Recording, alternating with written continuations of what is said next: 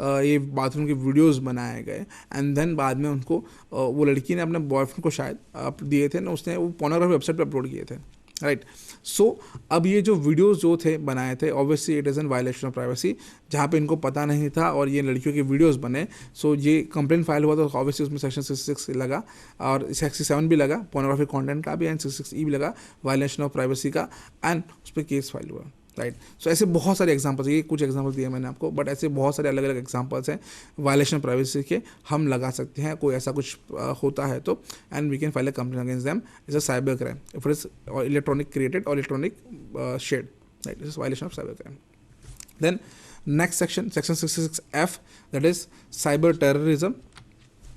सो मैं जैसे अभी कहा था, कल भी मैंने कुछ बताया था एक दो example, right. Punishment for cyber terrorism, so कोई भी सिस्टम है जो कंप्यूटर सिस्टम है, नेटवर्क है जो गवर्नमेंट ऑफ इंडिया का है and it is a protected system, right.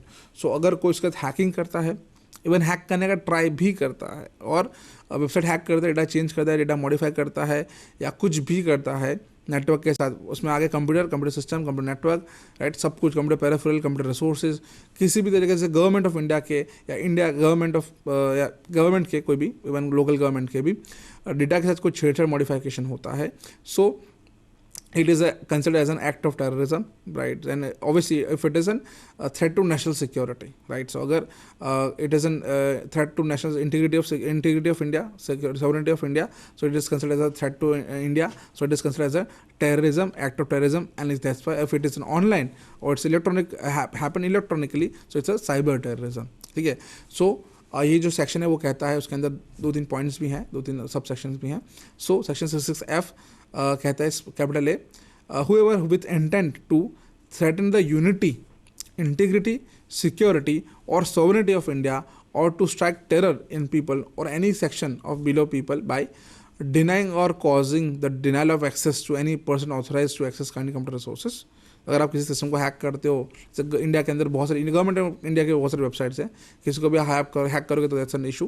Then second point, attempting to penetrate or access of computer resources without authorization or exceeding authorize access. अगर आपके पास आपके ऑलरेडी एक्सेस है, आप एक्सेस बढ़ा के ट्राई कर रहे हो, हैक करने का आगे करने का ट्राई कर रहे हो, that is also cyber crime. और नहीं है और अनऑथराइज एक्सेस करने का ट्राई कर रहे हो, that is also consider cyber crime, the cyber terrorism.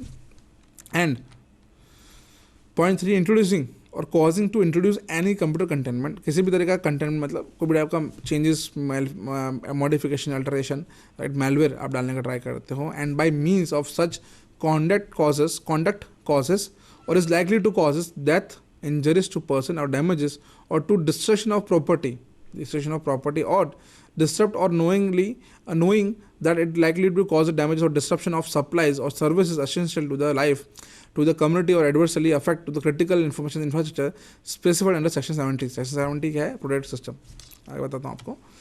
And then section उसी में सेक्शन 67 में small B, that is says that 66 में sorry, knowingly or intentionally penetrates or access or computer resources without authorization or exceeding authorization access by means of such conduct obtains access to information, data or computer data base that is restricted for reason for the security of the state of the foreign relations and lot of other things, बहुत सारी चीज़ें हैं, but yes, basically overall in a nutshell, government of India की website, government of India के जो government के जितने भी डिपार्टमेंट्स हैं उनकी, और अगर हमारी गवर्नमेंट के जो डिपार्टमेंट्स हैं आउट ऑफ इंडिया है, जैसे कि हमारे एम्बेसीज या फिर बाहर की कंट्री के जो है सिस्टम्स, उनको यार यहाँ पे किसी भी तरह से आप नुकसान पहुँचा रहे हो, it's a cyber terrorism.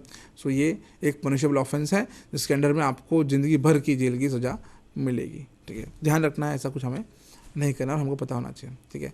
Now section 67 जो कहता है punishment for publishing, transmitting obscene material in any electronic e-form, right?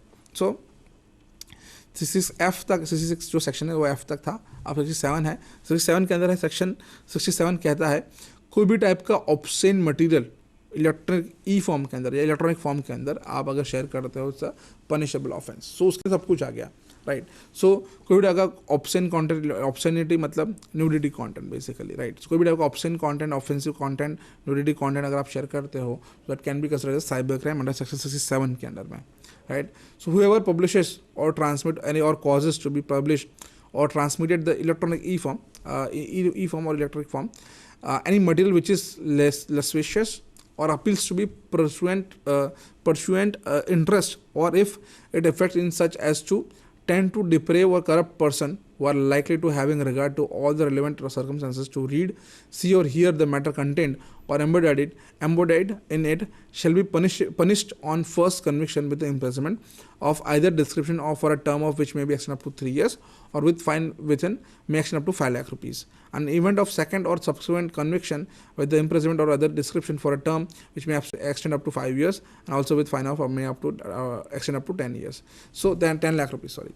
So अगर पहली बार कोई पकड़ा जाता है तो उसको 2 से 3 साल की सज़ा और 5 लाख रुपए का जुर्माना, दूसरी बार वापस वही चीज़ रिपीट होती है तो उसको 5 साल की सज़ा और 10 लाख रुपए तक का जुर्माना पड़ सकता है.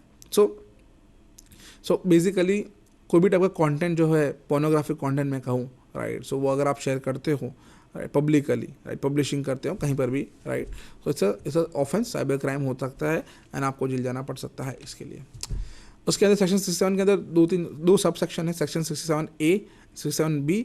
सेक्शन A है जो स्पेसिफिकली बात कर रहा है सेक्सुअली एक्सप्लिसिट कंटेंट के लिए.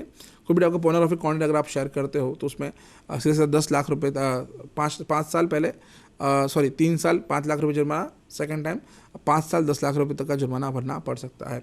और स्पेसिफिकली इसमें अगेन मेंशन किया गया है, मैं बताऊंगा आपको, पोर्नोग्राफिक कंटेंट और सेक्सुअली एक्सप्लिसिट कंटेंट किसी तरह का भी हुआ, राइट, तो आप कंप्लेंट फाइल कर सकते हो. सामने वाले को ऊपर सेक्शन 67A का इस्तेमाल किया जाएगा.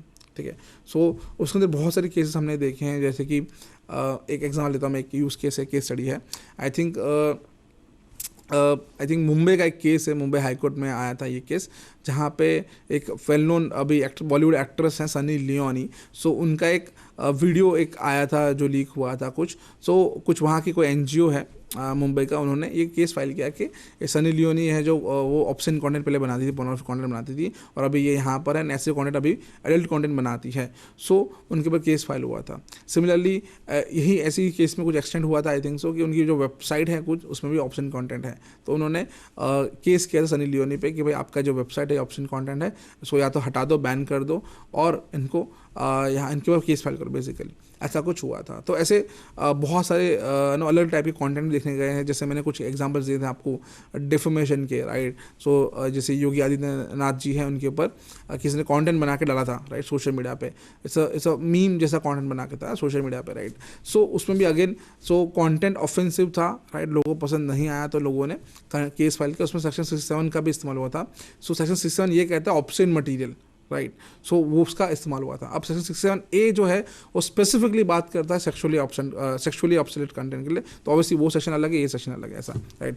अब यहाँ पे जो है अगर स्पेसिफिकली सेक्सुअली एक्सप्लिसिट कंटेंट हुआ तो हम लोग सेक्शन 67A का इस्तेमाल करते हैं, जहाँ पे हम लोग कंप्लेंट फाइल कर सकते हैं. किसी भी का भी हो, कोई भी केस क्यों ना हो, सो हम लोग फाइल कर सकते हैं कंप्लेंट. ठीक है. देन है section 67B capital B. 67B कहता है जहाँ पर again same cheese but publishing and transmitting a material depicting children in it and sexually explicit act. So अभी ऐसा है कि हम लोग सेक्शन A के अंदर हम लोग बात करें सेक्सुअली एक्सप्लिसिट कंटेंट की, पोर्नोग्राफिक कंटेंट की, ऑब्ससेन कंटेंट की, और सेक्शन B है वही बात कर रहे हैं. बट अगर ये कंटेंट स्पेसिफिकली चिल्ड्रंस को इन्वॉल्व करता है, so it's child pornography kind of a thing, जो हमने अगेन बात किया था. सो अगर कोई भी टाइप का चाइल्ड पोर्नोग्राफिक कंटेंट हुआ तो ये सेक्शन लगेगा सेक्शन 67B, जो कहता है कि कोई भी टाइप का जो ऑप्शन मटेरियल है और एडल्ट कंटेंट है, ऑप्शन मटेरियल है जहाँ बच्चे को डिपिक्ट किया, बच्चे दिखाए गए हैं, तो it's an cyber crime and it's a punishable offence. So ये सेक्शन 67B लगेगा. तो आई थिंक एक केस रिसेंटली रजिस्टर्ड हुआ था, केस अभी भी चल ही रहा है. एक वुमेन थी, वो अपने बच्चे को दूध पिला रही थी, राइट. सो वो एक्चुअली ब्रेस्ट से बेसिकली. सो वो एक फ़ोटो या वीडियो किसी ने आई थिंक बनाया था, या पेंटिंग शायद बनाई थी, तो उनके ऊपर केस किया गया कि आप एक्चुअली ये सब फोटोज़ नहीं दिखा सकते या फोटोज़ या वीडियोज़ नहीं दिखा सकते. ऐसा कुछ इशू हुआ था ना, उस पर केस हुआ था कि it's an adult content kind of thing, right. So women ने कहा कि भाई ये तो नॉर्मल प्रोसेस है, रेगुलर प्रोसेस है, ये हर माँ करती है पूरे इंडिया की, तो ये पूरे वर्ल्ड की, तो आप कैसे इसको कह सकते, it's an option thing, right. So वो केस अभी भी चल रहा है, I think so. But yes, तो उसमें उनके ऊपर ये केस लगा था सेक्शन 67B और punishment for transmitting material depicting children and sexually explicit content, right. So ऐसे भी कुछ केसेस हमें देखने को कभी कभार मिल जाते हैं. और ऐसे ही कोई भी अगर पोर्नोग्राफिक कंटेंट है अगर वो चाइल्ड पोर्नोग्राफी कंटेंट है तो इट्स अ सीरियस क्राइम, जैसे मैंने कल कहा था, it's a serious crime. Globally world level पे बहुत इस पर स्ट्रिक्ट एक्शन लिए जाते हैं। ऐसा कुछ भी हो तो प्लीज़ डिलीट और रिमूव द कंटेंट। अगर आपको कोई आता है तो प्लीज़ उसको हटा दो और उनको बोलो कि भाई ऐसा नेक्स्ट टाइम भेजना मत, भेजोगे नहीं तो मैं आपके ऊपर केस फाइल कर दूंगा, ठीक है। तो ये ध्यान रखना है, ठीक है। उसके अंदर और भी बहुत सारी चीज़ें हैं, यही कहती हैं।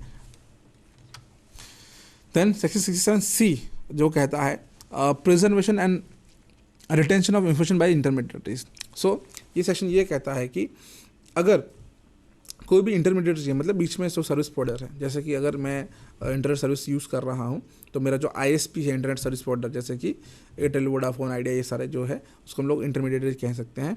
ये जो इंटरमीडिएटरी है, अगर गवर्नमेंट ऑफ इंडिया या जो भी कोई साइबर क्राइम का केस होता है तो जो लॉ इन्फोर्समेंट एजेंट है या पुलिस ऑफिसर्स हैं, सो वो चाहे तो ये इंटरमीडिएट से उनको बोल सकती है कि भाई हमारा ये केस है जिसमें ये एविडेंस हमें लेने हैं, तो ये जो बंदा है उसका जो सोशल मीडिया अकाउंट है, ये सब चीज़ें हैं, उसको प्लीज़ प्रिजर्व करके रखो एंड जब हमें ज़रूरत पड़े तब हमको ये डेटा हमें देना। तो इस तरीके से हम लोग लॉ के अंडर में जो एविडेंस है उसको प्रिजर्व करने के लिए और गेन करने के लिए हम लोग चीज़ें मांग सकते हैं सेक्शन 67C के अंडर में। देन सेक्शन 68 के अंडर में हमारे पास we have as a law enforcement agent we have power of controller to give direction. So हमारे पास पावर है कि हम लोग जो ये बीच में थर्ड पार्टी है ना, उनको हम लोग ऑर्डर दे सकते हैं, अथॉरिटी हमारे पास, वो इससे ये करना है नहीं करना है जो भी है वो हम लोग कर सकते हैं with intermediaries. Also, we have power to issue direction for interception and monitoring or decryption of any information through any computer sources. So हमारे पास as a law enforcement agent ये पावर है कि हम लोग ये जो जितने भी इंटरमीडिएटरीज हैं उनको डायरेक्शन, उनको आदेश दे सकते हैं कि ये आप इंटरसेप्शन, मतलब कोई भी कॉल्स हैं या जो भी सोशल मीडिया है अकाउंट्स हैं या वीडियो ऑडियो कॉल्स है, वीडियो कॉल्स हैं, जो भी अगर हमें सस्पेक्ट है, हमारा एक सस्पेक्ट है जो शायद टेररिस्ट हो सकता है, तो हम उसके ऊपर इंटरसेप्शन करने के लिए ऑर्डर, कोर्ट से ऑर्डर निकाल के हमें देना पड़ेगा। ये इंटरमीडिएट्स को बोलना पड़ेगा कि भाई आप इनके कॉल रिकॉर्ड्स करो, राइट, इंटरसेप्शन करो, मॉनिटरिंग करो, बेसिकली सर्वेलेंस करो, राइट। सो या फिर जो उनके फ़ोन हैं, जैसे कि एग्जाम्पल बीच में एक केस आया था जहाँ पे मोबाइल फ़ोन, एक आई थिंक मर्डर केस से मोबाइल फ़ोन भी जब्त हुआ था, तो मोबाइल फ़ोन का एविडेंस निकालने के लिए आईफोन था, तो आईफोन का एप्पल कंपनी ने गवर्नमेंट ऑफ इंडिया को फ़ोन क्रैक करके, पासवर्ड क्रैक करके दे दिया कि ये लीजिए एविडेंस के लिए, ऐसा। तो ऐसा भी हो सकता है। ये बहुत सारे ये लॉज हैं जिसका हम लोग इस्तेमाल कर सकते हैं अलग अलग तरीके से। सेक्शन 69 कैपिटल ए कहता है power to issue direction for forking for public access of any information through computer sources. So अगर लेट्स से जैसे हमने कल बात किया था, एक लॉ एक सेक्शन केस था जहाँ पे एक वेबसाइट था जिसको हमें ब्लॉक कराना था। लेट्स से कोई पोर्नोग्राफिक वेबसाइट है और वी वांट टू, हमको उसको ब्लॉक करवाना हो तो we can use this section 69 capital A, जिसका यूज़ करके हम लोग एक्चुअली वो वेबसाइट ब्लॉक करा सकते हैं। और भी इसमें सेक्शंस है, जाने थे। सेक्शन 69B जो कहता है power to authorize to monitor and collect traffic data or information through any computer source of cyber security. Cyber security reason की वजह से जो सर्टेन है वो उनका काम यही है साइबर सिक्योरिटी, उसके लिए हम लोग हमारी जो अथॉरिटी है उसका यूज़ करके हम लोग मॉनिटर के लिए, ट्रैफिक डेटा मॉनिटर करने के लिए हम लोग डेटा मंगा सकते हैं। ये कहता है सेक्शन 69B। और भी सब सेक्शंस हैं, जान देते हैं। यस, सेक्शन 70 जो मैं कह रहा था, प्रोटेक्टेड सिस्टम। सो सेक्शन 70 क्या कहता है प्रोटेक्टेड सिस्टम के बारे में? Appropriate government may by notification in official gazette declare any computer resources which is directly or indirectly affects the facility of a critical information infrastructure to be a protected system. So अगर government of India को लगता है ये particular computer है या computer system है या ये ऑर्गेनाइजेशन है, उसका जो डेटा है ये हमारे गवर्नमेंट का, हमारे इंडिया का लिए बहुत क्रिटिकल है और उसका जो इंफ्रास्ट्रक्चर हमारे इंडियन गवर्नमेंट का इंफ्रास्ट्रक्चर के लिए, इंडियन इंफ्रास्ट्रक्चर के लिए बहुत इंपॉर्टेंट है, तो हमें उसको सिक्योर करना चाहिए। तो हम लोग, मतलब ये जो गवर्नमेंट ऑफ इंडिया है वो सेक्शन 70 का यूज़ करके कोई भी ऑफिशियल गैजेट के थ्रू कोई भी सिस्टम को प्रोटेक्ट सिस्टम का दर्जा दे सकती है। जैसे कि recently SBI bank, axis bank और कुछ 2-3 बैंकों की जो बैंक के सर्वर्स हैं उनको रिसेंटली प्रोटेक्टेड सिस्टम का दर्जा दिया गया है कि अगर कोई भी पर्सन ये बैंक की वेबसाइट को हैक करता है तो वो गवर्नमेंट ऑफ इंडिया और इंडिया के एक्चुअली अगेंस्ट में है, तो इसे cyber terrorism consider as a cyber terrorism. ठीक है, सो ये एक इंपॉर्टेंट चीज़ है जो हमें पता होनी चाहिए। एक 2 लाइन है एक्सप्लेनेशन की। For the purpose of this section, critical information infrastructure means that means computer resources the incapacitation or destruction of which shall be debilitating impact of national security, economy and public health or safety. तो जैसे मैंने कहा कि government of India के कोई भी ये servers हैं, नेटवर्क्स हैं ऑल, अगर कुछ भी इफेक्ट होता है तो अगर नेशनल सिक्योरिटी को, गवर्नमेंट इंडियन इकोनॉमी को, पब्लिक हेल्थ और सेफ्टी को अगर नुकसान होता है तो ये सिस्टम्स को हम लोग बेसिकली प्रोटेक्ट सिस्टम्स का दर्जा देते हैं। सो ये बहुत इंपॉर्टेंट है हमारे लिए। और बहुत सब सेक्शंस हैं, let's leave that right now. So section 72 कहता है penalty for breach of confidential privacy. अगर कोई कंपनी है जो हमारा डेटा स्टोर करती है एंड देन उन्होंने कुछ उनकी वेबसाइट हैक होती है, उनका सर्वर हैक हो गया, तो उनका डेटा जो है लीक हो गया, and just because of that हम एज ए इंडिविजुअल हमारा डेटा, हमारे जो कॉन्फिडेंशियल डेटा है, प्राइवेसी है, वो लॉस हो गई, तो इट्स एक्चुअली साइबर क्राइम, हम कंपनी पे केस कर सकते हैं।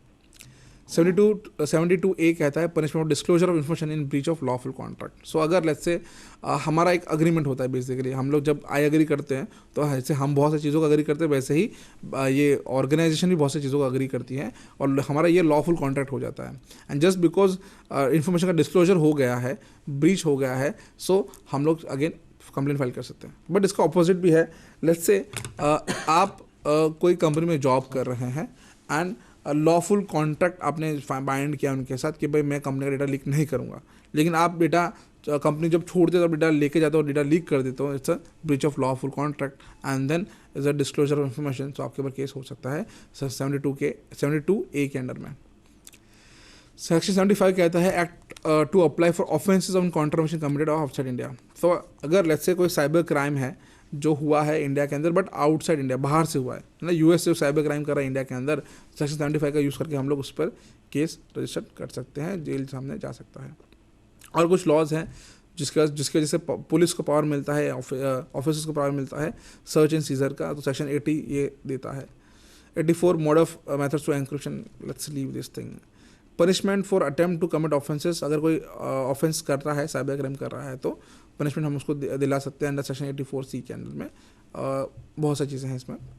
फिर है police to power of police to investigate. अगर पुलिस को पावर मतलब मिलता है इन्वेस्टिगेशन, साइबर क्राइम इन्वेस्टिगेशन करने के लिए, तो बिफोर इन्वेस्टिगेटिंग द और स्टार्टिंग द इन्वेस्टिगेशन और filing a complaints against this person, just search seizure या इन्फॉर्मेशन निकालने के लिए, पूछताछ के लिए भी एक है criminal procedure code CRPC section 156, 155, 91, 161, 166A, 166B के अंडर में हम लोग police basically law enforcement agency investigate करने के लिए लोगों को बुला सकते हैं पुलिस स्टेशन, या डॉक्यूमेंट लेके मंगा सकते हैं, बुला सकते, समन कर सकते हैं, या वहाँ जाके कॉग्निजेबल ऑफेंस या नॉन कॉग्निजेबल ऑफेंसेस है तो वो इन्वेस्टिगेशन कर सकते हैं जस्ट शक के बिना पर।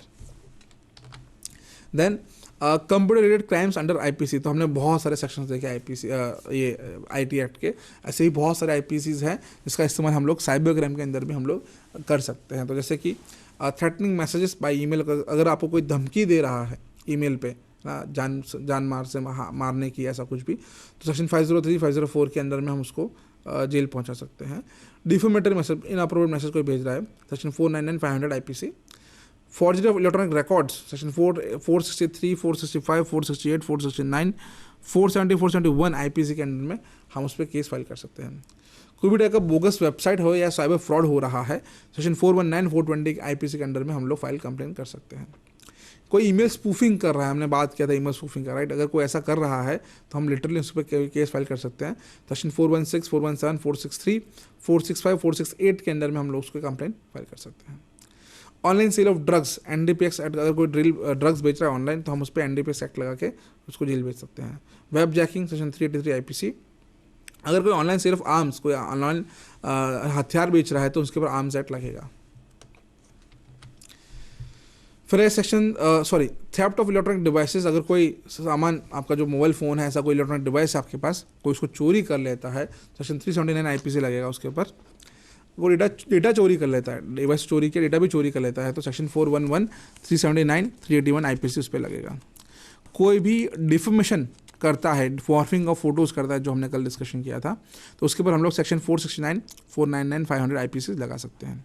कोई मजाक मस्ती में पब्लिक मिसचिफ कर रहा है, फेक न्यूज़ फैला रहा है, उसके बाद सेक्शन 505 IPC लगा सकते हैं हम लोग। ऑनलाइन ये सब हो रहा है तो। पब्लिशिंग इंडिसेंट मटेरियल, अगर इनअप्रोप्रिएट कंटेंट पोर्नोग्राफिक कंटेंट को शेयर कर रहा है तो IT एक्ट के अलावा सेक्शन 292A 295A IPC भी हम लोग उस पर लगा सकते हैं। अगर कोई डिसीव कर रहा है लोगों को, उल्लू बना रहा है online, deceiving people online, section 415 IPC भी लग सकता है। अगर कोई फेक डॉक्यूमेंट्स यूज़ कर रहा है ऑनलाइन, कुछ बनाया कुछ भी फॉल्सिफाइड डॉक्यूमेंट, सेक्शन 464 465 IPC भी लगेगा। अगर कोई वुमेन की मॉडेस्टी के साथ छेड़छाड़, मतलब उनको छेड़छाड़ कर रहा है या स्टॉकिंग कर रहा है, नो ईव टीजिंग कर रहा है, सेक्शन 409 IPC लगेगा। अबेंडमेंट ऑफ सुसाइड, कोई सुसाइड करने के लिए किसी को मजबूर कर रहा है ऑनलाइन, सेक्शन 305 306 लगेगा।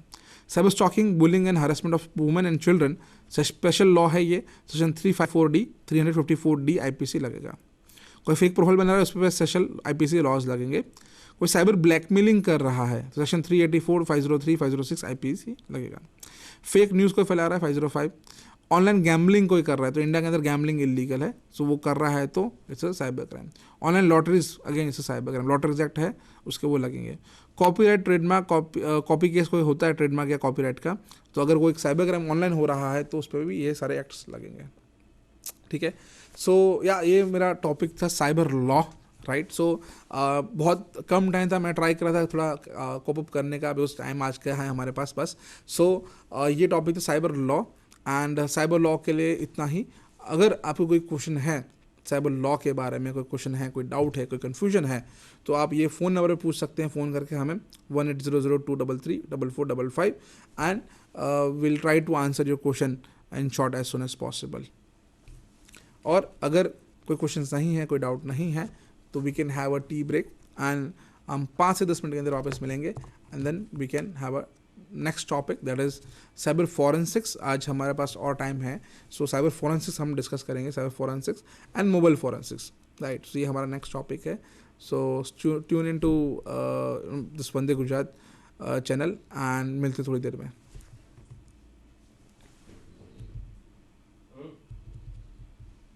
Okay fine, let's be have a caller. हाँ नमस्कार सर, मैं BSF से बोल रहा हूँ, ASRM प्रमोशन सिटी बटालियन कासर फ्रंटियर से। जी सर, नमस्कार सर, बताइए सर। सर आपने ये जो हमारा ये 3 दिन का वर्कशॉप चलाया, इससे हमें काफी जानकारी पता चला और जो हमारे डाउट थे वो भी हमने आपसे क्लियर किए। ऐसा जो वर्कशॉप है आप बीच बीच में लेते रहा करें तो थोड़ा ठीक रहता है, नई जो भी टेक्नोलॉजी आएगी उसके बारे में थोड़ा हम आपसे पूछते रहेंगे तो ठीक रहेगा। बिल्कुल सर, श्योर, पक्का सर, पक्का।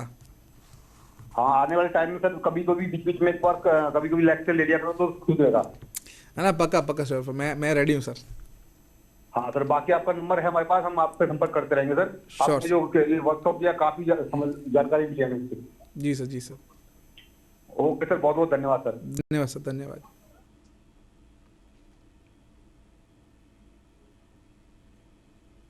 Okay great, thank you. So let's take a 5 to 10 minutes break, 5 से 10 मिनट का ब्रेक लेते हैं, मिलते हैं थोड़ी देर बाद।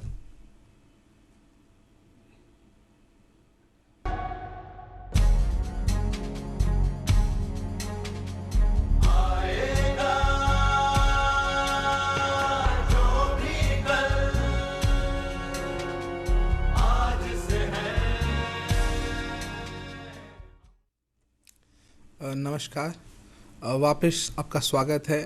हमारा जो अभी नेक्स्ट टॉपिक है जो है बहुत ही इम्पॉर्टेंट टॉपिक है, और आज हम लोग नेक्स्ट जो हमारा लास्ट फाइनल टॉपिक है उस पर बात करेंगे जो है डिजिटल एंड मोबाइल फॉरेंसिक्स। सो अब डिजिटल फॉरेंसिक्स क्या है और या मोबाइल फॉरेंसिक्स क्या है?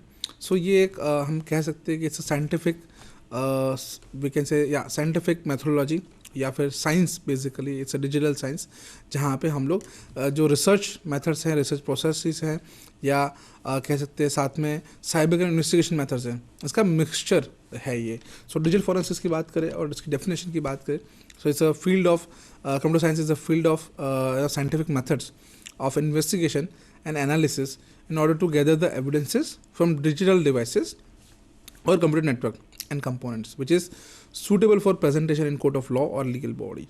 So basically in a nutshell क्या कहना चाहते हैं कि ये definition actually computer forensics की, so ये कहती हैं कि हम लोग जो साइंटिफिक मेथड है इन्वेस्टिगेशन, साइबर क्राइम या नॉर्मल कोई भी इन्वेस्टिगेशन की, और उसका एनालिसिस करना, उसके लिए एविडेंस को गैदर करना, और ख़ास करके डिजिटल डिवाइसेस को गैदर करना, उसका एविडेंस निकालना, और उसमें से केसेस के लिए सबमिट करना कोर्ट में, कोर्ट ऑफ लॉ मतलब लीगल बॉडी जो है, कोर्ट ऑफ लॉ तो लॉ मतलब कोर्ट, बेसिकली उसमें प्रेजेंटेशन करना वो एविडेंसेस का, डिजिटल एविडेंसेस का, जो डिजिटल डिवाइसेस में से हमने निकाले हैं, जो साइंटिफिक मेथड से हमने निकाले हैं and proper legal investigation method से हमने जो निकाले हैं, उसको हमें सबमिट करना है। सो ये एक पूरा जो साइंटिफिक स्टडी है, मेथड है, जो प्रोसेस हम लोग कहते हैं फील्ड ऑफ डिजिटल फॉरेंसिक्स और कंप्यूटर फॉरेंसिक्स, जहाँ पे ये सब चीज़ें हम लोग सीखते हैं और इस पर काम करते हैं। और मोस्टली इसके अंदर स्ट्रक्चर्ड इन्वेस्टिगेशन मतलब प्रॉपर लीगल कह सकते हैं स्टैंडर्ड ऑपरेटिंग प्रोसीजर का फॉलो किया जाता है, और उसको फॉलो करने के बाद चेन ऑफ एविडेंसेस को फॉलो, और बहुत सारी चीज़ें हमें जो फॉलो करते हैं हम लोग, और उसके बाद हम लोग ये फॉरेंसिक्स परफॉर्म करते हैं। सो उसका एक और जो टेक्निकल डेफिनेशन है, एक हम कह सकते हैं कि समझाने के लिए था, लेकिन अगर टेक्निकल डेफिनेशन की बात करें राइट, सो वो ऐसा कुछ है, it's a application of computer science and investigative procedure for a legal purposes involving the analysis of digital evidences, जिसके अंदर कोई भी डिजिटल एविडेंसेस हो सकता है, कोई भी टाइप का, इसमें कोई भी डिजिटल डिवाइसेस में से हम लोग जो एविडेंसेस निकालते हैं वो, और we gather that evidences using proper search authority, जो प्रॉपर लीगल अथॉरिटी है सर्च एंड सीजर की, पुलिस लॉ एनफोर्समेंट एजेंसी जो फॉलो करती है राइट, वो फॉलो करने के बाद हम लोग जो एविडेंसेस गैदर करते हैं यूजिंग चेन ऑफ कस्टडी। वो क्या है बताता हूँ मैं थोड़ी देर में, but chain of custody validation of the evidences using mathematic functions like hash function, वो भी क्या है बताता हूँ मैं थोड़ी देर में आपको, और use of validate tools, legal genuine tools का इस्तेमाल करके, और चेक करना कि रिपीटेबिलिटी ना हो, और इसका प्रॉपर रिपोर्टिंग करना, और रिपोर्टिंग के साथ एक प्रॉपर पॉसिबल एक्सपर्ट प्रेजेंटेशन करना इन कोर्ट ऑफ लॉ, मतलब कोर्ट के अंदर इसका प्रॉपर प्रेजेंटेशन देना, जो ये कह सकते हैं हम लोग is a study of that particular application of computer science and investigation procedure. ऐसा कुछ बनता है हम लोग कह सकते हैं, तब हम लोग कह सकते हैं ये डिजिटल फॉरेंसिक्स का फील्ड है, ऐसा कुछ, ठीक है। सब डिजिटल फॉरेंसिक्स की फील्ड है, हम करते क्यों हैं, हमारा ऑब्जेक्टिव्स क्या है डिजिटल फॉरेंसिक्स परफॉर्म करने का। सो बेसिकली ये हमें हेल्प करता है recover, analyze and preserve the computer evidences. So अगर कोई साइबर क्राइम होता है, हमने देखा अभी क्राइम क्या है, नॉर्मली हमें पता है कैसे टाइप के क्राइम होते हैं, बट साइबर क्राइम बहुत होते हैं, वो हमने रिसेंटली देखे कि अलग अलग टाइप के साइबर क्राइम होते हैं। अब साइबर क्राइम हुआ है, हमको सस्पेक्ट को पकड़ना है, किसने किया राइट, क्रिमिनल्स को पकड़ना है, तो क्रिमिनल को पकड़ने जाते तो इन्वेस्टिगेशन करना पड़ेगा हमको।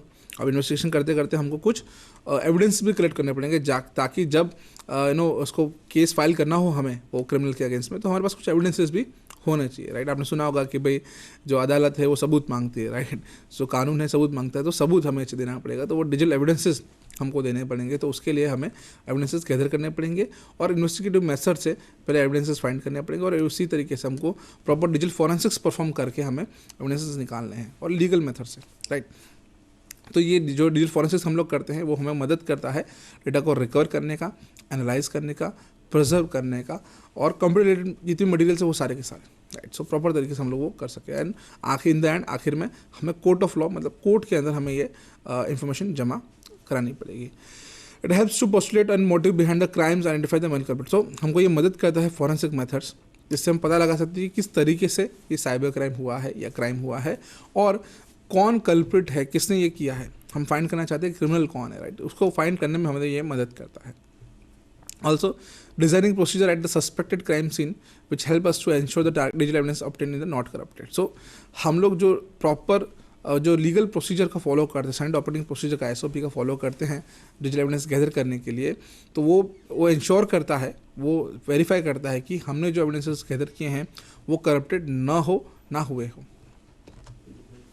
Then data acquisition and duplication. So अगर हम लोग डेटा एक्विजिशन करते हैं और फॉरेंसिक्स के अंदर हम लोग ये सब चीज़ें भी होती है, वो भी मैं थोड़ी देर बाद बताऊंगा आपको। जो डेटा एक्विजिशन एंड डुप्लीकेशन, जो हम लोग डेटा एक्विजिशन करते हैं बेसिकली, पहले तो एविडेंसेस एक्विजिशन करते हैं एंड देन उसकी मल्टीपल कॉपीज़ बनाते हैं, सो वो प्रोसेस करने में हमें ये मदद करता है। Then also help you to identify the evidence quickly. So हमको एविडेंस अगर SOP अच्छे से पता हो हमें, तो हम एविडेंस गैदर करने के लिए बहुत ईजी हो जाता है हमारे लिए, और जो अप्रोप्रिएट एविडेंसेस चाहिए होते हैं डिपेंड्स ऑन केसेस, सो हम वो आराम से निकाल सकते हैं। देन हमको एक ऑब्वियसली फॉरेंसिक्स करेंगे तो हमको एक प्रॉपर रिपोर्ट बनाना पड़ेगा right, investigation report, proper forensic report, so वो बनाने में हमें मदद करता है ये SOP of digital forensics. Then also preserving the chain of evidences or chain of custody right. So evidence का चेन ऑफ कस्टडी क्या है वो भी अगेन थोड़ी देर में बताता हूँ मैं आपको, but yes it's important thing. Chain of custody maintain करने के लिए हमें ये मदद करता है ना। अगर हम ये करना चाहते हैं तो क्या क्या प्रॉब्लम्स, क्या इशूज़ हम लोग फेस करते हैं यूजुअली। तो और या फिर फॉरेंसिस कर रहे हैं तो हमारे क्या क्या चैलेंजेस हैं फॉरेंसिस करते वक्त। पहला है कि जो कंप्यूटर पीसीज हैं और उसका इंटरनेट का एक्सेस है बहुत बढ़ गया है। जैसे आजकल, पहले ऐसा था 5 साल पहले बहुत गिने चुने लोगों के पास कंप्यूटर होते थे, बहुत गिने चुने लोगों के पास लैपटॉप्स होते थे और गिने चुने लोगों के पास इंटरनेट होता था। अभी ऐसा है कि सबके पास लैपटॉप है, सबके पास इंटरनेट है, हर किसी के फ़ोन में है, स्मार्टफोन्स आ गए, सब कुछ, राइट। सो अब नंबर ऑफ केसेस है साइबर क्राइम उसी वजह से बढ़ रहे हैं। मैक्सिमम लोगों के पास इंटरनेट है, मैक्सिमम लोगों के पास टेक्नोलॉजी है, right. So number of cyber crime इससे बढ़ रहे हैं एंड बिकॉज ऑफ मल्टीपल लोगों के पास साइबर क्राइम करने के चांसेस हैं, तो हमारे लिए बहुत ज़्यादा स्कोप बन जाता है हम किस किस पे सस्पेशन रखें, राइट। तो वो एक थोड़ा डिफिकल्ट हो जाता है। दूसरा कि मार्केट के अंदर हैकिंग करने के लिए जो टूल्स है बहुत इजीली अवेलेबल है, बहुत आराम से बहुत सारे टूल को भी आप डाउनलोड करके उसका यूज़ करके आप हैकिंग कर सकते हो। तो ये एक बहुत खतरनाक चीज़ है, बहुत चैलेंजेस हो गया बिकॉज अब अगेन हम किस किस को पकड़े, राइट। सो वो वाला सिनारो है। Then lack of physical evidence में prosecution makes prosecution difficult. So because ये जो डिजिटल एविडेंसेस है हर बार हमें नहीं मिलते और शायद डिलीट या डिस्ट्रॉय आराम से हो सकते हैं, राइट। अगर लैपटॉप है, किसी ने लैपटॉप यूज़ करके हैकिंग किया है, लैपटॉप फेंक दिया तो डैमेज हो गया, ख़त्म हो गया, राइट। सो इसलिए फिजिकल एविडेंसेस और ख़ास करके ये जो लैपटॉप से ये सब यूज़ तो कर रहे हैं, भले वो लैपटॉप फिजिकल एविडेंसेस है, बट जो क्राइम हुआ है ऑनलाइन हुआ है, राइट। सो वो फिजिकल चीज़ें नहीं हैं। So evidence, lack of evidence, physical evidence, वो एक बहुत बड़ा इशू है। जैसे कि एग्जांपल के लेट्स से कोई मर्डर हुआ है, राइट। सो मर्डर में हुआ है कि भाई चाकू से मर्डर हुआ है, तो चाकू जो है हमारे लिए as a murder weapon, right. But अगर लैपटॉप या इंटरनेट का यूज़ करके ये कोई फ्रॉड हुआ है या साइबर क्राइम हुआ है, तो फिर उसमें क्या प्रूफ दिखाएंगे हम लोग, राइट। लैपटॉप दिखाएंगे तो लैपटॉप तो नॉर्मल चीज़ है, तो एविडेंस क्या है। सो ये एक बहुत थोड़ा इशू रहता है। तो लैक ऑफ फिजिकल एविडेंसेस एक बहुत बड़ा इशू है। सो फिर large amount of storage spaces, अभी ऐसा हो गया कि जितने भी डिवाइसेस आते हैं वो बहुत ज़्यादा उसमें डेटा की कैपेसिटी होती है, राइट। कि 100 TB डेटा अभी नॉर्मली, अब छोटा लैपटॉप भी हम लोग लेते हैं, राइट। तो उसमें जो स्पेस होती है, पहले ऐसा होता था कि आई थिंक 10 साल पहले की बात करूँ मैं, तो अभी जो उसमें हार्ड ड्राइव आती थी उसका मैक्सिमम स्टोरेज कैपेसिटी था 80 GB, राइट। सो 80 GB मतलब बहुत ज़्यादा हो गया, राइट। और उसमें जो रैम आती थी वो ऑलमोस्ट आती थी 512 MB। और अभी ऐसा हो गया है कि जो रैम आती है 16 GB की और जो स्पेस आती है 1 TB की आती है, राइट। सो आप सोचो 1 TB डेटा बहुत ज़्यादा है, अब उसका एनालिसिस करना, इन्वेस्टिगेशन करना, it makes a difficult job, right. So it's a huge thing. Then technical changes in the technology, बहुत बड़े इश्यूज़ हैं ये। बिकॉज अभी ऐसा है कि रोज़ नए नए फ़ोन आ रहे हैं, रोज़ अलग अलग कंपनी नए नए टाइप के फ़ोन बना रहे हैं, नए नए वर्जन बना रहे हैं, अपडेटेड वर्जन बना रही है, राइट। सो अभी ऐसा है कि अब हर साल नए नए टाइप के फ़ोन आ रहे हैं, तो उसको कोप अप करना थोड़ा मुश्किल हो जाता है फॉरेंसिकली। बिकॉज लेटेस्ट फ़ोन आया तो लेटेस्ट तरीके से हमें फॉरेंसिस करना पड़ेगा, उसके वो डिवाइस का फॉरेंसिस करने के लिए उसकी मेथड हमें बनानी पड़ेगी, सेट करना पड़ेगा। और मार्केट में हर 6 महीने में नया फ़ोन आता है, हर 6 महीने में नया टेक्नोलॉजी आती है, right. So it makes the forensics thing difficult and उसको टाइम लगता है R&D करने में, उसको इम्प्लीमेंटेशन करने में एंड उसको एक्सेप्ट करके सेटअप करने में, राइट। तो ये एक बहुत बड़ा इशू, चैलेंजेस बन रहा है फॉरेंसिस के अंदर। नाउ ये जो प्रोसेसेस हैं, यहाँ we can see that process of digital forensics के अंदर ये 5 प्रोसेस हम लोग फॉलो करते हैं जो हमें मदद करता है पूरा का पूरा इन्वेस्टिगेशन करने के लिए और फॉरेंसिक्स करने के लिए। Starting with the first thing, identification. So identification of we can say investigation, identify the investigation processes or resources required to do that investigation. So पहले है कि हम लोग इन्वेस्टिगेशन कर क्यों रहे हैं, कि हम ढूंढ क्या रहे हैं और कौन कौन से रिसोर्स हमें चाहिए, तो ये पहला हम लोग आइडेंटिफाई करते हैं। Second thing is preservation of evidences. So data जो है हमारे पास, तो कौन सा डेटा है, किस टाइप का डेटा है, उसको आइसोलेट करना है तो कहाँ करना है, सिक्योर करना है तो कैसे करना है, प्रिजर्व करना तो कैसे करना है, तो ये हम लोग चेक करते हैं, देखते हैं और उसको परफॉर्म करते हैं। Third step is analysis, third process is analysis, जहाँ पे हम लोग टूल आइडेंटिफाई कर लेंगे, भाई ये टूल का इस्तेमाल करके हम लोग फॉरेंसिस करेंगे, टूल या टेक्निक सा, राइट। फिर प्रोसेस कौन सी फॉलो करेंगे हम लोग डेटा पे, या डेटा पे कौन सी प्रोसेस फॉलो करेंगे वो, एंड हम लोग एनालिसिस कैसे करेंगे, उसका इंटरप्रेट करना है हमें, तो वो कौन सी प्रोसेस है, वो किस तरीके से कर सकते हैं, उसका मतलब क्या है, तो ये एक एनालिसिस थर्ड प्रोसेस है। डॉक्यूमेंटेशन, अब हम जो भी कर रहे हैं फॉरेंसिक्स के अंदर, जिस तरीके से फॉरेंसिक्स कर रहे हैं, हर एक चीज़ का डॉक्यूमेंटेशन बहुत ज़्यादा ज़रूरी है, starting with crime scenes mapping, right. Crime scene जो हुआ है उसका फोटो खींचते हैं हम लोग, वीडियो बनाते हैं, किस तरीके से हुआ है, कहाँ चीज़ें कहाँ, कौन सी चीज़ कहाँ पर है, किस तरीके से रखी गई थी, ये सारा का सारे चीज़ का फोटोग्राफी, डॉक्यूमेंटेशन, राइटिंग, स्केचिंग, ये सब हम लोग करते हैं, बहुत ज़्यादा ज़रूरी है। सिमिलरली जो हम लोग फॉरेंसिक परफॉर्म करते हैं और एक उस चीज़ का भी डॉक्यूमेंटेशन हम लोग करते हैं, और वो हम भी मैंशन करते थे इन्वेस्टिगेशन के दौरान। फिर है प्रेजेंटेशन। जब सब कुछ हो गया, डॉक्यूमेंटेशन हो गया, एनालिसिस हो गया, इन्वेस्टिगेशन हो गया, तब आखिर में हम उसका प्रेजेंटेशन बना के कोर्ट ऑफ लॉ के अंदर, कोर्ट के अंदर हम लोग ये दिखाते हैं कि इस तरीके से हमने फॉरेंसिक्स किया है। देन ये एक फेमस वी कैन से एक पर्सन थे, एडमंड लॉकार्ट, उसके नाम से ये बना है rule, that is Locard's principle, basically a principle which is created on the name of Edmond Locard's. So Edmond Locard जो थे वो वर्ल्ड की पहली क्राइम लैब के डायरेक्टर रहे थे, वो जो फ्रांस में शुरू हुई थी, और उनका जन्म साल 1877 टू 1966 तक वो रहे थे। एंड उन्होंने एक बात कही थी जो आज भी आई थिंक लागू पड़ती है कोई भी क्राइम सीन पे, राइट। सो मैं जस्ट पढ़ लेता हूँ आपके लिए। सो उनका जो कहना था वो ये था कि वेरेवर ही स्टेप्स, ही मतलब यहाँ पे क्रिमिनल, वो कोई ही और शी दोनों, उस टाइम पे उनका फोकस ऐसा था नहीं, जेंडर बायस जैसा सिनेरियो था। सो ही और शी मतलब कोई भी हो सकता है वो criminal. Whenever he steps, right, so criminal, what ever he touches, वो जहाँ भी पाँव रखता है, जो भी वो चीज़ें छूता है, वट एवर ही लीव्स, वो जो भी छोड़ के जाता है, इवन अनकॉन्शियसली, मतलब ध्यान ना हो तो भी कुछ छोड़ के जा सकता है, will serve as a silent witness against him, वो उसके अगेंस्ट में एक साइलेंट विटनेस की तरह काम करेगा। नॉट ओनली हिज फिंगरप्रिंट्स और फुटप्रिंट्स, उसके हाथ के निशान, पैर के निशान, वो उसके अलावा भी और बहुत सारी चीज़ें, जैसे कि but his hair, fibre from his clothes, मतलब से बाल, उसके कपड़े में से छोटा कपड़े का टुकड़ा, उसने कोई ग्लास तोड़ा हो वो glass he breaks, tool marks he leaves, कोई टूल से टेक्निक उसने यूज़ किया हो तो उसकी वजह से कोई निशान पड़ा हो, हथौड़ी है या किसी चीज़ का। And the paint he scratches, अगर उसके उंगलियों में या कहीं बॉडी से प्रिंट स्क्रैच हुआ है या कहीं छूटा है कुछ ना कुछ, या ब्लड और सीमेन सैंपल, और ही डिपोजिट और कलेक्ट्स, ब्लड और सीमेन सैंपल अगर वो डिपॉजिट करते हैं या कलेक्ट करते हैं कहीं से, तो वो सब चीज़ें, all of this more bear mute witness against him. So ये सारी चीज़ें उनके अगेंस्ट में एज अ विटनेस तरीके से काम करती हैं। And this evidence that does not forget and it's not confuse by excitement of the moment. So ये जितने भी एविडेंसेस है जो मैंने कहे वो सारे एविडेंसेस हो सकते हैं, राइट। ये सारी चीज़ें एविडेंस हो सकती हैं, और ये सारे के सारे एविडेंसेस कभी भूले नहीं जाते या भूल नहीं जाते, और वो कभी कन्फ्यूज नहीं होते एक मोमेंट ऑफ एक्साइटमेंट के अंदर। मतलब नॉर्मली ऐसा होता है, लेट्स से एग्जाम्पल दे रहा हूँ मैं आपको, कि कोई एक मर्डर हुआ है ना, तो XYZ पर्सन वहाँ सामने था एंड उसने वो देखा पूरा मर्डर कैसे हुआ। तो अभी क्या है कि अब उसको ना पुलिस इन्वेस्टिगेशन हुआ, उसको बोला कि भाई आपने मर्डर देखा, उसने बोला हाँ भाई मैंने देखा। उसको बोले ठीक है आपको कोर्ट में आना पड़ेगा एज अ विटनेस, तो वो कोर्ट में बुलाया उसको विटनेस में आया। तो बाद में कोर्ट में वो बंदा जो है मुकर गया, है ना। वो बोलेगा यार मेरे को ध्यान नहीं उस टाइम मैं रात को अंधेरे में क्या देखा, फिर सकता है, ऐसा हो सकता है, या वो डर के मारे कुछ चीज़ें उसने देखी कुछ चीज़ें नहीं देखी, ऐसा भी हो सकता है, राइट। सो चीज़ें बदल सकती है ना। तो ये जो है, ये जो विटनेसेस है, ये जो एविडेंसेस है, वो एक्चुअली एज ए विटनेस काम करते हैं, वो अपनी बात से मुकर नहीं जाते, बदल नहीं जाते, ना ही चेंज हो सकते हैं। तो ये एक बहुत इंपॉर्टेंट पॉइंट है इसमें, एंड वो कभी भूलते नहीं है, ठीक है।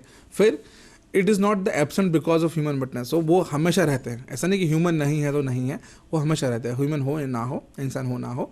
और it is always a factual evidences, जो फैक्ट है मतलब उसके भी हिसाब से ही है। Physical evidence can not be wrong, है ना। ये जो एविडेंस है इसको हम लोग फिजिकल एविडेंस कहते हैं, ये कभी गलत नहीं हो सकते। It can not be perjure it self, मतलब अपने आप वो बदलते नहीं हैं। इट कैन नॉट बी होल्डली एब्सेंट, वो कभी हमेशा गायब नहीं होते, कुछ ना कुछ होता ही है। Only human failure to find it, है ना। अगर हम लोग नहीं ढूंढ पाते तो ही ये प्रॉब्लम है। Study and understand it diminish it's value, अगर हम लोग सही से नहीं समझ पाए तो उसकी वैल्यू कम हो सकती है, बाकी वो तो हमेशा जैसा है वैसा रहेगा ही रहेगा।